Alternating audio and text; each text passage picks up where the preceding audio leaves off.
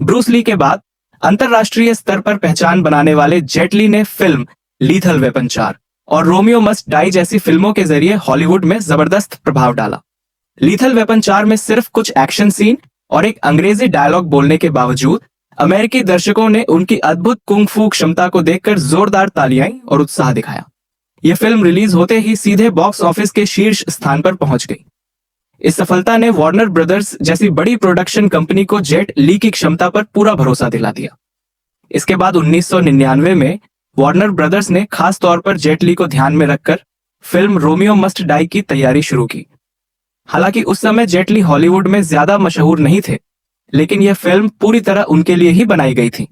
Jet ली के अनोखे action style को उभारने के लिए निर्माताओं ने हॉलीवुड की आम बंदूक, धमाके और कार चेज वाली शैली को कम किया और चीनी कुंग फू तत्वों को मुख्य रूप से शामिल किया।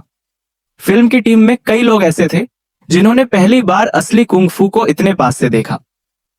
शूटिंग शुरू होने के बाद सभी लोग हैरान रह गए, क्योंकि जेट ली की गति इतनी तेज थी कि कई बार कैमरा तक उनके मूव्स को ठीक से पकड़ नहीं पाता था। आखिरकार निर्देशक को उनसे अपने एक्शन को थोड़ा धीमा करने के लिए कहना पड़ा। एक मजेदार घटना यह भी थी कि एक सह कलाकार को लगा कि वह जेट ली के सामने टिक सकता है, लेकिन अगले ही दिन उसकी उंगली टूट गई। हालांकि कई फाइट सीन धीमी गति में शूट किए गए, लेकिन हवा में पलटी मारना और उड़ती हुई किक जैसे मूव्स को नियंत्रित करना नामुमकिन था। सुरक्षा और बेहतर शूटिंग के लिए जेट ली को वायर, रस्सी की मदद से कुछ सीन करने पड़े, जिससे बेहद कठिन एक्शन संभव हो सका। इसके बावजूद जेट ली का हवा में 4 लोगों को किक मारते हुए खंभे पर कूदना और फिर दोबारा हमला करना, यह सब आम इंसान के बस की बात नहीं थी।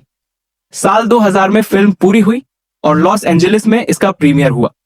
हैरानी की बात यह थी कि वार्नर ब्रदर्स ने पहली बार किसी मुख्यधारा की फिल्म में चीनी सबटाइटल्स भी लगाए।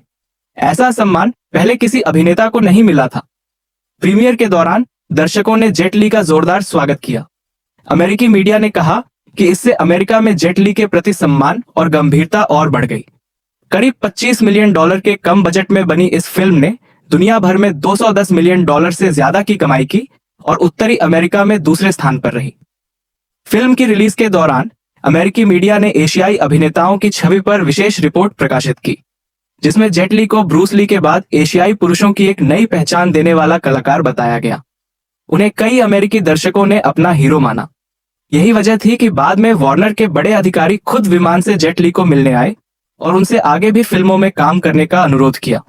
यह साबित हो गया कि अमेरिका जैसे देश में, जहां लोग आमतौर पर सबटाइटल वाली फिल्में देखना पसंद नहीं करते, वहां भी जेट ली की फिल्में हजारों सिनेमाघरों में एक साथ रिलीज हुई और मुख्यधारा में जबरदस्त सफलता मिली।